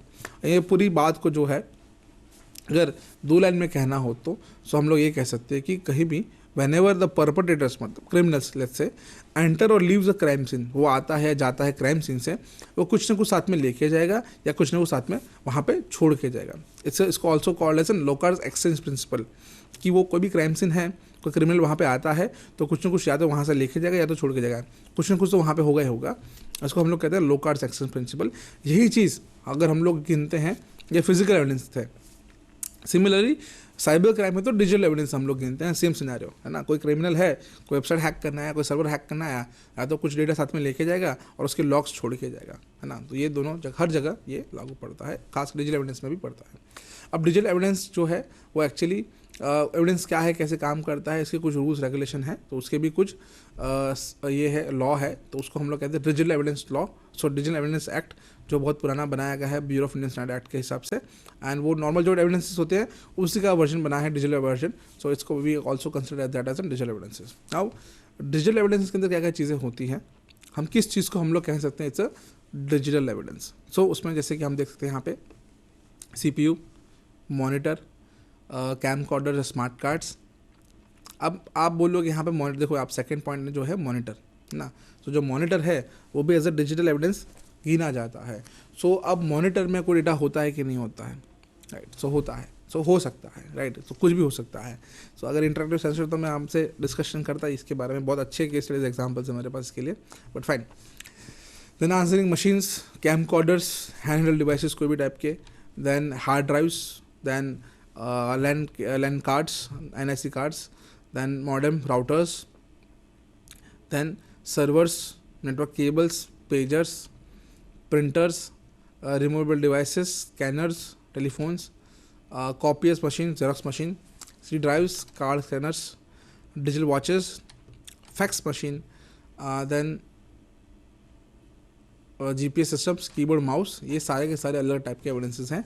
ये चीज़ अगर कोई क्राइम सीन है आप में से, इसमें आप में इसमें से कोई भी चीज़ आप लोगों को अगर मिलती है तो we should consider as an digital evidence. और ऐसी कोई भी इलेक्ट्रॉनिक डिवाइसेस आपको दिखती हैं कहीं, वो सबको हमको डिजिटल एविडेंस गिनना चाहिए, और उन सबको हमको वहाँ से लेके सीजर, सर्चर सीजर में ले जब्त कर लेना चाहिए, और बाद में उसका एविडेंस, डिजिटल एविडेंस हमें निकालना चाहिए, ढूंढना चाहिए। तो गैदरिंग एविडेंसेस, तो गैदरिंग एविडेंस में आता है कि क्राइम सीन जहाँ भी है, जो भी है, वहाँ से हमको जितने हो सके उतने उसके प्रॉपर डॉक्यूमेंटेशन करना है, फोटोग्राफ्स लेने हैं, उसका नोट करना है रेगुलर बेसिस में, जो भी जो चीज़ें हुई हैं, जो चीज़ें हैं वहाँ पर, वो सब सही तरीके से हमको ये सब एविडेंस गैदर करने हैं। नाउ उसका गाइडलाइंस क्या है, so basically guidelines for collecting evidences, first is physically inspect the storage medium, जो भी वहाँ पे स्टोरेज डिवाइसेस हैं जो भी हैं वो सब हमें देखने हैं, साथ साथ में हमें हर एक चीज़ के फोटोग्राफ लेने हैं और सिस्टमेटिकली उसके रिकॉर्ड्स भी बनाने हैं। Also guard against hazard like theft and mechanical failure. ऐसा हो सकता है कि कोई डिवाइसेस हों, डिजिटल डिवाइसेस, तो शायद वो ख़राब हो सकते हैं या फिर बंद हो सकते हैं या मैकेनिकल फेलियर हो सकता है, कुछ भी हो सकता है, उसका ध्यान पहले रखना है हमें। तो ऐसे सेंसिटिव जो भी डिवाइसेस हैं उनका हमें ध्यान पहले रखना है। Then use a good physical security data encryption techniques. So हमें कोई चोरी ना कर ले, ये भी एक हो सकता है, राइट। चोरी ना कर ले या उसका डेटा जो एन्क्रिप्शन है वो एन्क्रिप्ट रहे, और इनिशियली राइट उसको डिक्रिप्ट करने का तो उसको सॉल्यूशन हमें भी निकालना पड़ेगा बाद में, ऐसा हमें ध्यान रखना है। Then house multiple copies in different location. So जो हमने जो भी एविडेंस हमने गैदर किए हैं, राइट, सो उसकी मल्टीपल कॉपीज हमको बनानी चाहिए। तो मिनिमम ऐसा होता है कि अगर हमें कोई ओरिजिनल हार्ड ड्राइव मिलने से, कोई लैपटॉप मिला है उसमें से एक हार्ड ड्राइव हमें मिली है, तो एक हार्ड ड्राइव की हमें मिनिमम 2 कॉपी बनाना बहुत ज़रूरी है। मिनिमम 2 कॉपी रखनी चाहिए, एक जो ओरिजिनल का हमने डुप्लीकेशन किया है वो, और उसका एक बैकअप। हमेशा ये 2 कॉपी हमेशा रहनी चाहिए हमारे पास। अगर ज़रूरत पड़े तो अगर कोई जो जिसका ये एविडेंसेस हैं, जिसके डॉक्यूमेंटेशन ये हार्ड ड्राइव है, वो मांगे तो उसको एक और कॉपी बना के देनी चाहिए। ओरिजिनल उसको वापस नहीं देनी है, उसको हमेशा जो हमने कॉपी बनाई है वही हमें देनी है। फिर गाइडलाइन फॉर कलेक्टिंग एविडेंसेस, और आगे बात करें तो protect digital magnetic media from external electric and magnetic fields. So जितने भी इलेक्ट्रॉनिक डिवाइसेस हैं और इलेक्ट्रिक मीडियम्स हैं, तो हर एक को हमें बचा के रखना है इलेक्ट्रिक या मैग्नेटिक फील्ड से, बिकॉज ये बहुत ज़रूरी है जितने भी डिवाइसेस हैं। सो अगर उसके साथ कुछ मैग्नेटिक डिवाइस आता है उसके आसपास, तो ये ख़राब हो सकता है। जैसे कि मैं आपको बताता हूँ एग्जांपल, शायद आपने मूवी देखी हो, ना देखी तो कोई बात नहीं। सो ऐसा होता है, हैकर होता है, एक मूवी है उसमें बताया हैकर, और सच में ये काम करता है। एक हैकर होता है, वो उसको देख लेता है कि पुलिस को पकड़ना है, ये वो ऊपर रहता है 11वें माले पे, पुलिस नीचे खड़ी है, वो देख लेता है कि भाई पुलिस आ रही है। वो क्या करता है, तुरंत वो क्या करता है, अपने लैपटॉप में, पीसी में से हर जगह से हार्ड ड्राइव निकालता है, ये हार्ड डिस्क निकालता है, सबके ऊपर मैग्नेटिक टेप घुमा देता है, एकदम हाई इलेक्ट्रोमैग्नेटिक फील्ड घुमा लेता है पूरा। इलेक्ट्रोमैग्नेट होता है बेसिकली, एक स्टिक होता है, उसको घुमा देता है, सारी हार्ड ड्राइव का जो भी डेटा है वो करप्ट कर देता है। बाद में जो ये होता है माइक्रो ओवन उसके अंदर डाल के वो ब्लास्ट कर देता है ताकि कोई भी टाइप का एविडेंसेस ना मिले। सो ये ऐसा इस तरीके से टेक्निक इस्तेमाल करते हैं लोग, हैकर्स लोग, अगर पकड़े जाए तो राइट। तो ऐसा भी टेक्निक होता है जिसका यूज़ करके आप डेटा पूरा वाइप कर सकते हो। सो ऐसा न हो बेसिकली। हमें ध्यान रखना कि ऐसा कोई भी टाइप का इलेक्ट्रोमैग्नेट या मैग्नेटिक फील्ड हमारे जो एविडेंसेस उसके आसपास ना आए, ताकि वो एविडेंस हमारा गायब या वाइप ना हो जाए, राइट। कोई भी ऑप्टिकल मीडिया है उसके साथ भी हो स्क्रैचेस ना हो, जैसे कि सीडी है, राइट, तो ऑप्टिकल मीडिया है तो उसके पास स्क्रैचेस ना लगे, वरना स्क्रैचेस हुआ तो वो डैमेज हो सकती है हमारा एविडेंस, ठीक है। Account for all people with physical electronic access to data, so this is called chain of custody. Then keep the number of people involved in collecting and handling the evidences and data to minimum. So जो भी आपके जो evidences हैं, सो जो handle कर रहे हैं, use कर रहे हैं, यहाँ से वहाँ लेके जा रहे हैं, वो मिनिमम होने चाहिए। सबको नहीं देना है, किसी को भी घुमाना नहीं है हमें, ठीक है। And always accompany evidence of their chain of custody form. So कोई भी जो एविडेंस है हर एक का अलग से एक चेन ऑफ कस्टडी फॉर्म होना चाहिए। They give the evidence positive identification of all the times and it is legible and readable written on the permanent ink with permanent ink. So जितने भी एविडेंसेस हमने गैदर किए हर एक का एक positive identification हमें मेंशन करना है, उस पर उसको पैक करते सही से हम लोग और उसके ऊपर लिखते हैं कि भाई ये एक्चुअली क्या है, और एक यूनिक आइडेंटिफिकेशन हम लोग मेंशन करते हैं उस पर। Then also to maintain and establish an integrity of seized evidence, so we perform a forensic a hashing algorithm. So एक hashing algorithm is basically it's a we can say it's a basically algorithm is a program जिसका use करके हम लोग hashing actually करते हैं, जो है encryption कह सकते हैं हम लोग, राइट। सो एनक्रिप्शन करते हैं, हैशिंग एल्गोरिथम यूज़ करते हैं।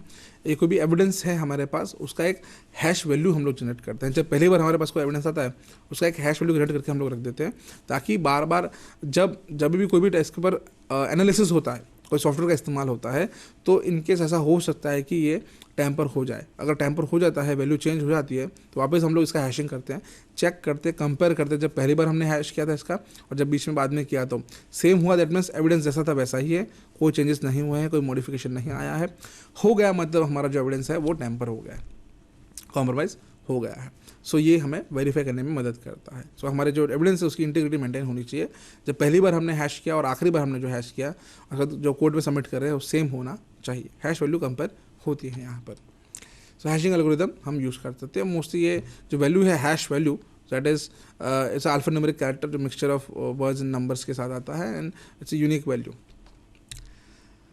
एविडेंस हैंडलिंग हम कैसे एविडेंस हैंडल करते हैं, तो आप जो भी आपको एविडेंस मिलते हैं उसको सही तरीके से हमें कैरी करना है, सही तरीके से हमें उसको पैकेजिंग करना है, सही तरीके से मार्किंग करना है, सही तरीके से हमें उसको ट्रांसपोर्ट करना है, ताकि कोई भी तरीके से ये डैमेज या मॉडिफाई या चेंज या नुकसान ना हो या खो ना जाए, ये हमें बहुत ध्यान रखना है। अब जब ये कर रहे हो तब ये पॉइंट आता है चेन ऑफ कस्टडी, जो भी बता रहा चेन ऑफ कस्टडी। तो चेन ऑफ कस्टडी क्या है, लेट्स से क्राइम सीन से मैंने एक सीडी उठाई, राइट, तो सीडी मैंने उठा के मैंने उसको प्रॉपर तरीके से सीज कर लिया, मैंने एक पैकेट उसका पैकेजिंग कर लिया, मैंने उसको रैप कर लिया, एंड देन उसको मैंने जमा करा दिया हमारा जो ऑफिसर है उनके पास। एंड देन मेरे पास से जब जमा हुई ना, तब से लेके आखिरी बार जब उस पर इन्वेस्टिगेशन हुआ, वो सीडी के ऊपर कॉपी हुआ, इन्वेस्टिगेशन हुआ, कौन लेके गया, जैसे कि मेरे पास से वो मैंने उनको दिया जमा करा के, उन्होंने लिया, उसके बाद बीच में किसी और को हमने ट्रांसपोर्टेशन के लिए दिया, उनके पास गया, वहाँ से किसी और ने लिया, बाद में फिर उसका किसी ने खोला और एनालिसिस करने लिखा, उससे नहीं हो पाया, किसी और ने उसको किसी और को दिया। ऐसे करके जितने भी लोग हैं जिन्होंने ये एविडेंस जिसके हाथ में ये आया है, हर एक का नाम एक होता है फॉर्म, मैं फॉर्म दिखाता हूँ अभी आपको, एक फॉर्म होता है उसको हम लोग चेन ऑफ एविडेंस फॉर्म कहते हैं। जितने लोगों के पास ये एविडेंस गया है सबका डिटेल्स आता है, उसमें नाम आता है, नंबर आता है, क्या क्या चीज़ें किया, क्यों किया, कब तक था, ये सारी इन्फॉर्मेशन हम मेंशन करते हैं। इसको हम लोग कहते हैं चेन ऑफ कस्टडी। किसकी कस्टडी में ये एविडेंस था, उसका जो चेन था पूरा पहले से लेकर आखिरी तक कौन कौन था, इसलिए हम उसको कहते हैं चेन ऑफ कस्टडी। ये पूरा इसके पास था, तो ये हमें people in charge who was analysing the evidence, सबका बेसिकली सबके पास, जिसके पास ये डिवाइस रहा है, एविडेंसेस रहा है, सबका नाम हमें यहाँ पे डालते हैं, इवन जिसने सीज किया उसको भी, ठीक है। तो इसको हम लोग कहते हैं चेन ऑफ कस्टडी। अब इसका ये फॉर्म है चेन ऑफ कस्टडी फॉर्म। सो यहाँ पे आप देख सकते हो चेन ऑफ कस्टडी फॉर्म, तो यहाँ पे नाम लिखा है, नीचे लिखा है पॉइंट्स कि भाई किसके पास था, उसने किसको दिया, उसने किससे लिया, उसको कहाँ से मिला, किस लिए लिया, कब लिया, ये सारी इन्फॉर्मेशन हम मेंशन करते हैं। और हर एक एविडेंस का खुद का एक चेन ऑफ कस्टडी फॉर्म होता है, ठीक है। फिर packaging and labelling of evidences. अब जितने भी एविडेंसेस हम गैदर करते हैं तो उसका हम लोग पैकेजिंग करते हैं और लेबलिंग करते हैं। तो पैकेजिंग मतलब अब एविडेंसेस हैं तो ऐसे तो है नहीं कि वो वहाँ से उठा के जेब में डाल के निकल गए, ऐसा नहीं कर सकते हम लोग, राइट। सो जितने भी फ़ोन्स हैं, लैपटॉप है, जो भी है, तो हम उसको बराबर पैकेज करते हैं, पैकेजिंग करते हैं उसकी, एंड देन उस पर लेबल करते हैं कि एविडेंस क्या है, एविडेंस का नंबर क्या है, क्या मिला है, किस अवस्था में मिला है, उसका फोटो क्या है, वो सब अटैच करते हैं, वो किस एंगल में था, उसका फोटो है, स्केच है, ये सब चीज़ें मेंशन करते हैं। कंपनी है तो कंपनी कौन सी कंपनी का है, ये सारी इन्फॉर्मेशन मेंशन करते हैं, डेट टाइम सब कुछ मेंशन करते हैं। सब कुछ हम लोग टैग नंबर के साथ हम लोग ये पैकेजिंग एंड लेबलिंग करते हैं, ठीक है। पैकेजिंग लेबलिंग के बाद इसको हम लोग ट्रांसपोर्ट के लिए यूज़ करते हैं। और हाँ, अब पैकेजिंग एंड लेबलिंग कर रहे हैं तो पैकेजिंग जो है किस तरीके से हमें पैक करना चाहिए, तो वो भी एक इंस्ट्रक्शन दी गई है। डिपेंड करता है कौन सा एविडेंस है, उसके हिसाब से हम लोग उसका पैकेजिंग सही तरीके से करते हैं। और पैकेजिंग इसी तरीके से होना चाहिए, कोई भी टाइप का स्टैटिक चार्ज ना हो बैग के अंदर, और सही तरीके से ट्रांसपोर्ट हो, और उसको नुकसान ना हो किसी तरीके से, और प्रॉपरली लेबल्ड, सील्ड और डॉक्यूमेंटेड हमें ये रखना है। दैन ट्रांसपोर्टेशन एविडेंसेस हम इसको ट्रांसपोर्ट करते हैं तो किस तरीके से करते हैं वो भी बहुत इंपॉर्टेंट है। हम लोग इसको कुरियर नहीं कर सकते, ऐसा नहीं कि यहाँ से जमा किया, नज़दीकी पोस्ट ऑफिस जाके हमने भेज दिया कि भाई ये जाएगा लैब में, वहाँ से हो जाएगा, ऐसा नहीं कर सकते हम लोग, ठीक है। सो हमें प्रॉपर तरीके से इसको लेबलिंग और ये सब करने के बाद प्रॉपर एक इंडिविजुअल एक्सपर्ट के साथ हमें ट्रांसपोर्टेशन इसको करना चाहिए, सही तरीके से देखे जाए, कोई तरह का चेंजेस इलेक्ट्रिक मैग्नेटिक इंटरफेरेंसेस नहीं होने चाहिए, और सही तरीके से ये लैब तक पहुँचे, ये हमें ध्यान रखना चाहिए। नाउ जब हमने ये सब कुछ हमारे जो एविडेंसेस हमने सीज़ कर लिया है, सर्च सीजन में हमें सर्च सारे सीज़ कर लिया, एविडेंसेस हमने उठा लिया, अब उसके बाद क्या होता है, तो हमें कोर्ट में जाना पड़ता है अगेन एविडेंसेस की लिस्ट लेके कि हमने ये चीज़ एविडेंस में हमें मिली है, ये एविडेंस चाहिए, और हमें इन्वेस्टिगेशन के लिए इतना टाइम चाहिए, है ना। तो ये हमें परमिशन थोड़ा लेना पड़ेगा कोर्ट से। देन ये हो गया तो इन्वेस्टिगेशन ऑफिसर को ध्यान रखना चाहिए कि अगर लेट्स से ऐसा हो सकता है कि सामने वाला जो इसका सामान हमने जब्त किया है तो वो कोर्ट में ऐसा बोले कि नहीं ये हमारा एविडेंस नहीं, ये आपका एविडेंस नहीं है, ये हमारा सिस्टम है, नेटवर्क है, जिसका हम लोग बिजनेस हम चलता है उसके ऊपर, राइट। अगर ये नुकसान हो गया, कुछ हो गया तो हमारा बिजनेस बंद हो सकता है, हमें नुकसान हो सकता है, तो इसलिए प्लीज़ हमको ये वापस चाहिए, ऐसा कुछ वो बोल सकते हैं। तो वो आप फिर कोर्ट से बोल सकते हो कि भाई हमें थोड़ा और टाइम चाहिए ये एविडेंसेस गैदर रखने के लिए, करने के लिए और रखने के लिए, एंड या फिर चाहिए कॉपी चाहिए तो हम इसका दूसरा इमेज कॉपी बना के दे सकते हैं जो आप यूज़ कर सकते हो, ऐसा ओरिजिनल हम कभी नहीं दे सकते। फिर उसके कुछ प्रिंसिपल है, 4 प्रिंसिपल है एविडेंसेस के, 4 basic principle dealing with basically digital evidences. तो हमें क्या क्या ध्यान रखना चाहिए जब हम एविडेंस के साथ काम करते हैं। तो पहला है, हमें कोई भी तरीके से ये जो एविडेंस है, जो भी हम लोग उस पर एक्शन परफॉर्म करते हैं, जो भी चीज़ें कर रहे हैं, इन्वेस्टिगेशन कर रहे हैं, एनालिसिस कर रहे हैं, किसी भी तरीके से उस पर ऐसा कुछ भी हम लोग करें तो उसका डेटा जो है वो चेंज नहीं होना चाहिए, उसकी वैल्यू चेंज नहीं होनी चाहिए। दूसरा है, individual accessing the original data must be competent to do so. जो ये एविडेंस एनालिसिस कर रहा है या तो वो उसको अच्छी तरीके से सब आना चाहिए, वो एक्सपर्ट होना चाहिए, कोई किसी रैंडमली इंसान को हम नहीं बोल सकते ये सब। और an audit trial must be graded and preserve documenting each investigation step. साथ साथ में हमको जितने भी स्टेप्स हम फॉलो करते हैं सब हर तरीके से हमको इसको इन्वेस्टिगेशन जो कर रहे हैं वो हर तरीके से डॉक्यूमेंटेशन इसका होना चाहिए, और इसकी जो मेथड है जो हम लोग प्रोसेस फॉलो कर रहे हैं उसका ऑडिट रेगुलर होना चाहिए, और वो भी उसका डॉक्यूमेंटेशन भी होना चाहिए, उसको प्रिजर्व भी करना हमें चाहिए। इनकेस कोर्ट में ऐसा बोले कि भाई सामने वाला वकील ऐसा बोले कि भाई ना गलत है, एविडेंस चेंज हुआ है, तो we have to prove that thing in a court कि भाई ना हमने सही तरीके से किया है, एविडेंस चेंज नहीं हुआ है। Then person in charge of investigation has overall responsibility of ensuring the laws and guidelines for the government. So जो इन्वेस्टिगेशन ऑफिसर है जो ये पूरा केस देख रहा है, इसका फुल रिस्पॉन्सिबिलिटी बनता है कोई भी तरीके से जितने भी रूल्स रेगुलेशन लॉज हैं उसको ये इन्वेस्टिगेशन के अंदर फॉलो किया जाए। फिर एक्सपर्ट ओपिनियन हमें लेनी चाहिए, अगर हमको पता है ये चीज़ें नहीं पता कुछ चीज़ें शायद, तो हमें जो हमारा फॉरेंसिक एक्सपर्ट्स हैं उनको हमें मिलना चाहिए, उनसे बात करनी चाहिए, वो इस पर एनालिसिस करे, उसको हमें डिटेल्स सारी देनी पड़ेगी, brief history of cases and all lot of things, devices कौन से मिले, किस तरीके से मिले, किधर से मिले, क्राइम्स की फोटोज, ये सब डिटेल्स दिखा के हमें उनका डिस्कशन करना चाहिए, उनका एक्सपर्ट ओपिनियन लेना चाहिए फॉरेंसिक एग्जामिनर का। एंड उसके अंदर सब चीज़ें हमें दिखानी चाहिए उनको, जैसे कि फोटोग्राफ है क्राइम सीन के, नेटवर्क था तो कैसे नेटवर्क था, किस तरीके से काम कर रहा था, सिस्टम ऑन था ऑफ था, और बहुत सारी चीज़ें। देन अब डिजिटल फॉरेंसिक परफॉर्म करने की बात करते हैं हम लोग, right, performing digital forensics. So पहला जो स्टेप है that is acquisition, second step है validation and verification, third step है एक्सट्रैक्शन, फोर्थ स्टेप है रिकंस्ट्रक्शन एंड फिफ्थ स्टेप है रिपोर्टिंग। ये 5 स्टेप है डिजिटल फॉरेंसिक परफॉर्म करने के लिए। सो एक्विजिशन के अंदर ऐसा है कि हम लोग क्या करते हैं, जो भी एविडेंस हमको मिला है उसमें से डेटा एक्वायर करते हैं हम लोग। सो उसमें ऐसा होता है कि 2 तरीके से नॉर्मली हम लोग डेटा कॉपी करते हैं। One is physical data copy, second is logical data copy. Physical data copy मतलब कि जो हार्ड ड्राइव है हम लोग उसका पूरा का पूरा जो है कॉपी कर रहे हैं, उसको हम लोग कह सकते हैं physical evidences, physical devices, digital data copy. And logical evidences मतलब लॉजिकल डेटा कॉपी मतलब जो हार्ड ड्राइव के अंदर अलग अलग पार्टीशंस होते हैं उसको हम लोग लॉजिकल ड्राइव्स कहते हैं, तो उसका हम डेटा कॉपी करते हैं। We can also call that as logical data copy. Then data acquisition formats, वो हमें ध्यान रखना चाहिए कि उसमें जब हम लोग डेटा एक्विजिशन कर रहे हैं एविडेंस से, उसमें अलग अलग टाइप के फाइल फॉर्मेट होते हैं कि जैसे कि AFF है, एडवांस फाइल फॉर्मेट्स हैं, दैन रॉ फाइल्स हैं, DD फाइल्स, बहुत सारे अलग अलग टाइप के फाइल फॉर्मेट्स हैं। तो हमें कौन सा चाहिए, हमें कौन सा यूज़ करना है, डिपेंड्स ऑन दैट। हमको फॉर्मेट ध्यान रख के एविडेंस गैदर करना चाहिए। अब उसमें एविडेंस गैदर करने के लिए, एक्विजिशन करने के लिए बेसिकली 2 टाइप के टूल्स होते हैं एक्विजिशन के। पहला एक है जो है कमांड लाइन बेस है, दूसरा जो है GUI बेस, मतलब उसमें स्क्रीन जैसा कुछ होता है। कमांड लाइन में हमें कमांड डाल के करना पड़ेगा। उसके अलावा जब हम लोग एक्विजिशन करते हैं उसमें भी अलग अलग टाइप के एक्विजिशन होते हैं, जैसे कि रिमोट एक्विजिशन, रिमोट मतलब रिमोट डेस्कटॉप कह सकते हैं हम लोग, या रिमोट सिस्टम एक्विजिशन कह सकते हैं। लाइव एक्विजिशन, रियल लाइफ में जो कर रहे हैं सीधा सीधा। मेमोरी एक्विजिशन मतलब मेमोरीज का एक्विजिशन। जैसे 3 तरीके से एक्विजिशन अलग अलग बेसिकली हम लोग जस्ट क्लासीफाई कर सकते हैं। Then validation and verification. So हम लोग जो भी है टूल्स यूज़ कर रहे हैं, पहली बात तो वो जो टूल्स हैं वो सही तरीके से सही टूल्स बेसिकली होने चाहिए और वैलिडेट टूल्स होने चाहिए, सही टूल्स होने चाहिए और सही तरीके से काम करने चाहिए। तो उसका भी एक प्रोसेस होता है, उसको हम लोग कहते हैं वैलिडेशन। टूल सही है कि नहीं उसको वेरीफाई करने के लिए। दूसरा है वेरिफिकेशन। सो हमने जो हैश वैल्यू निकाली थी, मतलब अभी जो मैंने बताया जैसे कि कोई फॉरेंसिक एविडेंसेस हैं उसका हम लोग हैश वैल्यू निकालते हैं एंड देन उसको कंपेयर करते हैं बार बार कि वो सही है, एविडेंसेस गलत तो नहीं है, चेंज तो नहीं हुआ, वो हम लोग चेक करते हैं। फिर है फिल्टरिंग प्रोसेस। फिल्टरिंग प्रोसेस के अंदर हम लोग बेसिकली सॉर्टिंग एंड ये सब करते हैं डेटा का, हमारे जो काम का है उस पर हम लोग ध्यान देते हैं, ऐसा कुछ। देन एक्सट्रैक्शन, जो डेटा काम का है हम उसको देख सकते हैं, डेटा व्यूइंग कर सकते हैं, कीवर्ड सर्च कर सकते हैं जो स्पेसिफिक हमको कोई एविडेंस हमें देखना हो तो।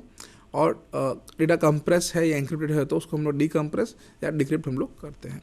कार्विंग टेक्निक्स हम यूज़ करते हैं, डिक्रिप्टिंग टेक्निक्स यूज़ करते हैं, book marks and tagging.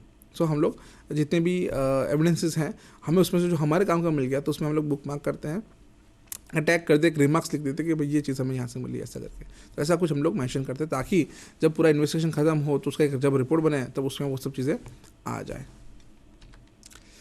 Reconstruction. सो अगर ऐसा हो सकता है कि कॉपी हमारे पास मल्टीपल कॉपीज़ हैं एंड हमारा जो एविडेंस है उसको मल्टीपल उसकी कॉपी और बनानी पड़ेगी हमको, तो that is we can call as an reconstruction. और एविडेंसेस है उसमें से हमें कुछ और चीज़ें निकालनी है तो we can use this method.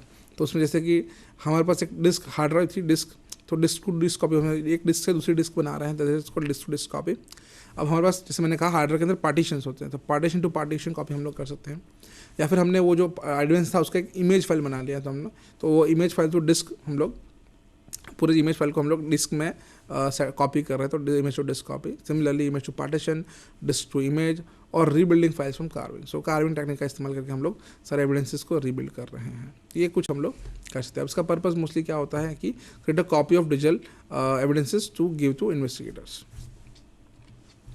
Reporting. अब रिपोर्टिंग में ऐसा होता है कि to perform forensic disk analysis, हम लोग जब फॉरेंसिक एनालिसिस कर लिया, सब कुछ हमने इन्वेस्टिगेशन कर लिया, तो हम लोग एक रिपोर्ट उसका बनाते हैं कि भाई ये हमें इन्वेस्टिगेशन के दौरान हमको क्या क्या चीज़ें मिली हैं, राइट। उसको हमने कुछ चीज़ें बुक मार्क भी की थी, टैग किया था, लॉग रिपोर्ट्स हमको मिले, टाइम लाइन एनालिसिस हम लोगों ने किया, और आखिर में एक रिपोर्ट जनरेटर। ये जितने भी टूल्स अच्छे टूल्स होते हैं फॉरेंसिक्स के, उसके अंदर बाय डिफॉल्ट एक रिपोर्ट जनरेटर होता है, ऑटोमेटिकली इस पर क्लिक करो, रिपोर्ट जनरेट करके हमको दे देगा, और वही रिपोर्ट को हम लोग कोर्ट के अंदर पेश करते हैं। नाउ जब हम लोग ये एनालिसिस करते हैं, एविडेंस निकालते हैं, तो उसमें हमें ध्यान रखना पड़ता है कि जो कंप्यूटर फॉरेंसिक्स कर रहे हैं हम लोग, वो अच्छी तरीके से हमें किया होना चाहिए, ताकि हमारा जो एविडेंस है गुड क्वालिटी एविडेंस हमको मिले। तो उसके लिए हमें लीगल अथॉरिटी को जो है लीगल तरीके से करना चाहिए। पहली बात तो लीगल अथॉरिटी के जो आदेश उसके हिसाब से करना चाहिए, फॉलो करना चाहिए उसको, और लीगल तरीके से करना चाहिए। Second point is integrity of evidence. हमें हमेशा चेक करना है, मेंटेन करना है कि हमारा जो एविडेंस है उसकी इंटीग्रिटी मेंटेन हो। Third point is forensic documentation, जो भी चीज़ हम लोग कर रहे हैं इन्वेस्टिगेशन के दौरान, फॉरेंसिक्स के दौरान, हर चीज़ का डॉक्यूमेंटेशन करना बहुत ज़्यादा ज़रूरी है। Next point is administrative review. जब हम लोग ये सब कर रहे हैं तो हमारे ऊपर एक टीम होना चाहिए, एडमिनिस्ट्रेटिव टीम होना चाहिए, जो रिव्यू करे हमारी प्रोसेस को, हम जो कर रहे हैं वो। सिमिलरली टेक्निकल रिव्यूज, और हमारी हम जो भी टेक्निकली जो भी कर रहे हैं फॉरेंसिक्स के अंदर, तो एक टीम होनी चाहिए जो रिव्यू करती रहे हम जो कर रहे हैं वो सही है कि नहीं। And validation testing of the tools, जो हमें टूल्स यूज़ करें वो सही है कि नहीं, उसका वो ध्यान रखना चाहिए हमें। Then computer forensics best practices, हमें जब भी फॉरेंसिक्स कर रहे हैं तो हमें इन चीज़ों का ध्यान रखना चाहिए फॉरेंसिक्स करते वक्त। सो उसमें जैसे कि है यूजिंग राइट ब्लॉकिंग टेक्नोलॉजी। सो हम लोग जब भी फॉरेंसिक्स करते हैं तो हमें राइट ब्लॉकिंग डिवाइस का इस्तेमाल करना चाहिए, ताकि जो हम लोग जिस एविडेंस पे हम लोग काम कर रहे हैं तो उस पर किसी भी तरीके से कोई चेंजेस ना हो पाए। And computer forensic examiner must have minimum professional standards, तो उसको मिनिमम जो रिक्वायरमेंट उसके हिसाब से उनका नॉलेज होना चाहिए, जो बेसिकली स्टैंडर्ड्स होती हैं उसके हिसाब से।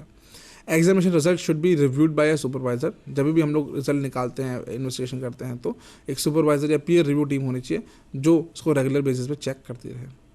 Hardware and software should be tested and ensure they are producing accurate and reliable results. तो वैलिडेशन बेसिकली हम बात कर रहे थे, जो एविडेंस है उसका रेगुलर टेस्टिंग होना चाहिए, और जो रिजल्ट आ रहे हैं वो रिलायबल और एक्यूरेट रिजल्ट होने चाहिए, ये वेरिफिकेशन के लिए।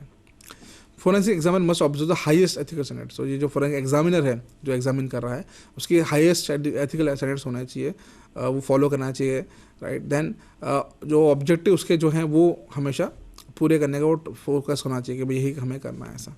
And strictly observe all the legal restriction on their examination. जो भी लीगल चीज़ें हैं, लीगल रिस्ट्रिक्शन हैं या लीगल पॉसिबिलिटीज़ हैं, वो सब ध्यान में रख के उनको ये इन्वेस्टिगेशन सही तरीके से करना चाहिए, ठीक है। सो ये था बहुत थोड़ा आई थिंक मैंने जल्दी ख़त्म कर दिया डिजिटल फॉरेंसिक्स, लेकिन एक्चुअली ये 2-3 दिन का खुद का एक टॉपिक है बहुत बड़ा, बट यस। सो आपको थोड़ा ओवरव्यू बताने के व्हाट इज़ डिजिटल फॉरेंसिक्स, ये हमने कवर किया है। सो आई थिंक हमारे पास टाइम इतना ही था आज के लिए, तो आज के लिए इतना रखते हैं। और अगेन मैं चाहूँगा आप में से किसी को भी कोई भी क्वेश्चन है, कोई भी डाउट है, कोई कन्फ्यूजन है, तो प्लीज़ नीचे दिए गए नंबर पर आप फ़ोन कर सकते हैं। हमारा नंबर है 1800-233-4455। आप यहाँ पे फ़ोन करके हमें आपके क्वेश्चंस पूछ सकते हैं। और धन्यवाद 3 दिन हम मुझे सुनने के लिए, धन्यवाद आपके साथ मेरे साथ इंटरेक्ट करने के लिए, और धन्यवाद मैं कहूँगा BSF को, फ्रंटियर गुजरात को, कि मुझे बुलाया, इनवाइट किया और आपके टाइम बिताने का टाइम दिया और आपके साथ नॉलेज शेयर करने का टाइम दिया। सो धन्यवाद। Thank you sir. आज के विषय पर संपूर्ण जानकारी सर ने बड़े ही विस्तार और सरल भाषा में दी। इसके लिए मैं आप लोगों की तरफ से सर का अभिनंदन करता हूं और आशा करता हूं कि आप सभी दर्शकों को यह कार्यक्रम अच्छा लगा होगा। आप अपने साथियों को भी इस कार्यक्रम के बारे में अवश्य अवगत कराएं। इन्हीं शब्दों के साथ हम आज के इस कार्यक्रम को विराम लगाते हुए आप सभी दर्शकों से विदा लेते हैं और आशा करते हैं कि आप खुश रहें व आपका दिन शुभ हो। जय हिंद, जय भारत।